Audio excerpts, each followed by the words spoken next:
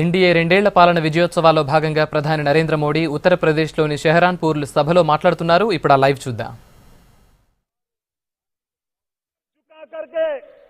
अपना हिसाब देते समय मेरे उत्तर प्रदेश वासियों, मैं आपसे पूछना चाहता हूं, क्या कभी भी 2 साल में आपने कोई खबर ऐसी सुनी है कि जिसमें मोदी सरकार ने 1 रुपया खाया हो?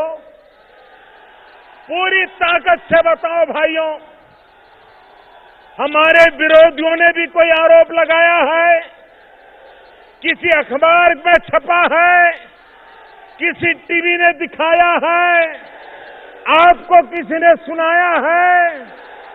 भाइयों बहनों, 2 साल पहले किसी की हिम्मत नहीं थी कि लाखों लोगों के बीच खड़ा होकर के अपने हिसाब दे सके और जनता से पूछ सके. भाइयों बहनों,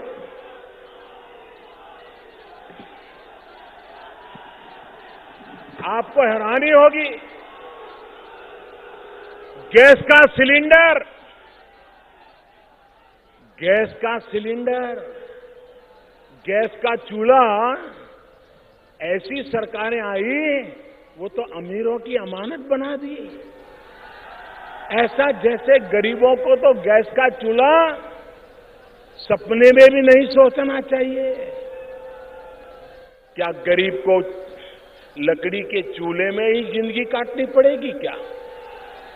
क्या मेरी गरीब मां को दिन में लकड़ी का चूल्हा जला करके खाना पकाते पकाते 400 सिगरेट का धुआं अपने फेफड़े में लेना होगा? क्या गरीबों को मरने दिया जाएगा? क्या भाइयों बहनों, ये मेरा देश कितना ताकतवर है, मेरे देशवासी कितने ईमानदार है, यही तो है जो मुझे काम करने की ताकत देता है. मैंने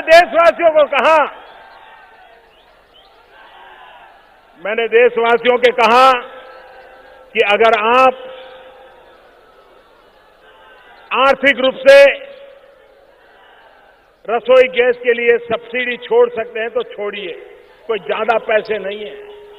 मेरे भाइयों बहनों, इस देश के 1 करोड़ से ज्यादा परिवार उन्होंने रसोई गैस की सब्सिडी छोड़ दी. ये छोटा निर्णय नहीं है, ये छोटा निर्णय नहीं है.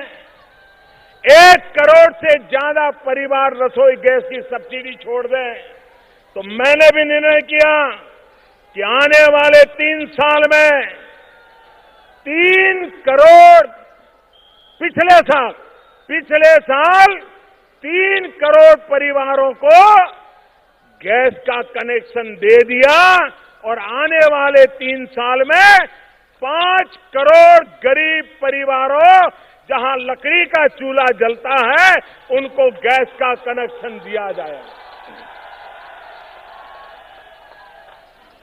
मातृशक्ति के सशक्तिकरण का इतना बड़ा कार्यक्रम आजादी के बाद 50 साल में कभी चला नहीं है. भाइयों बहनों, इतना बड़ा निर्णय, नारी सशक्तिकरण का ये काम हमने किया है.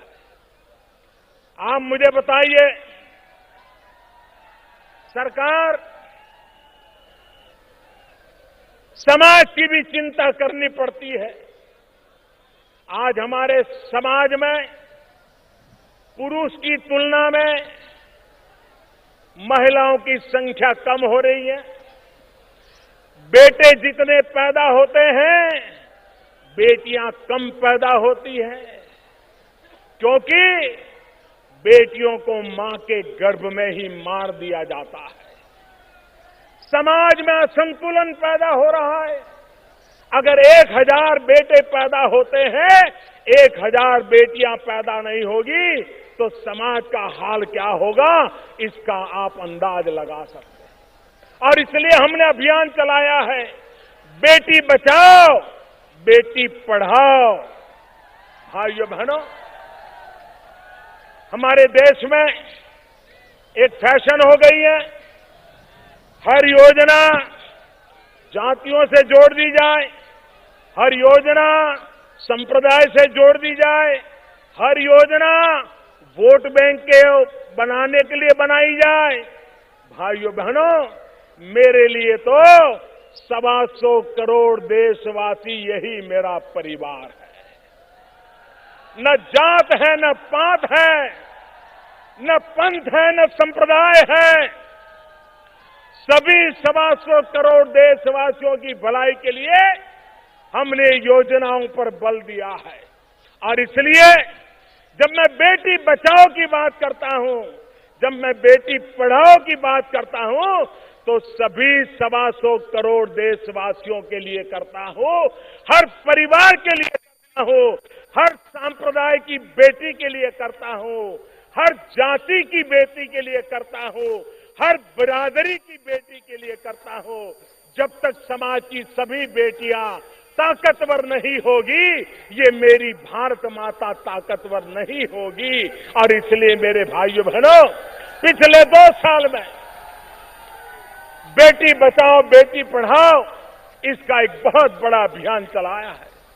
आज गांव में जाएं तो लोग कहते हैं, साहब हमारे गांव में भी जरा पक्की सड़क हो जाए। गांव में पक्की सड़क की मांग रहती है। आज मुझे दुख के साथ कहना है, पिछली सरकार में एक प्रकार से सड़कें बनाने के लिए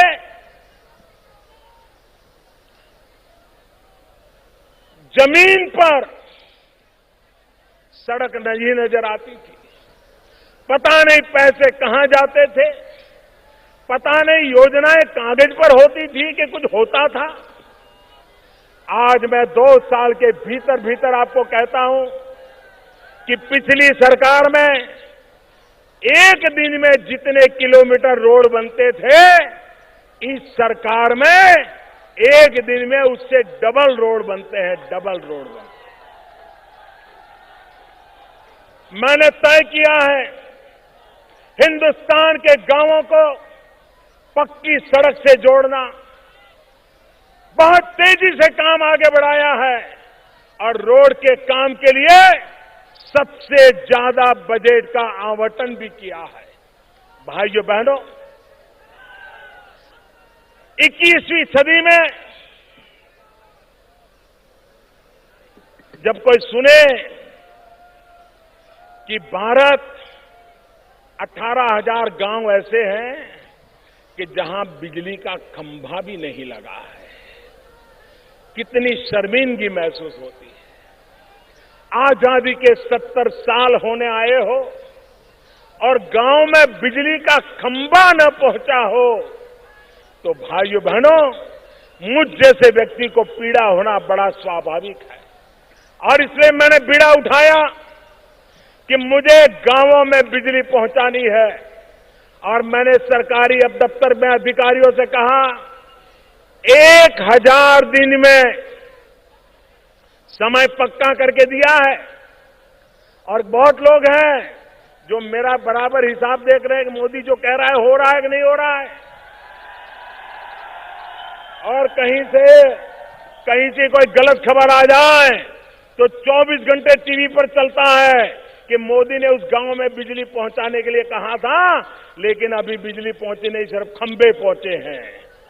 इतना बारीकी से मेरे काम को देखा जाता है और मैं इसका स्वागत करता हूं।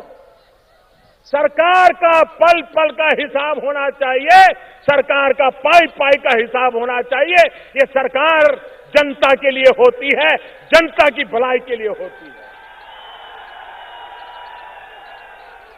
और इसलिए भाइयों बहनों, 1000 दिन में, अभी तो 300 दिन हुए हैं, लेकिन मुझे खुशी है कि 18,000 गांव में से 7,000 गांव में बिजली चालू हो गई।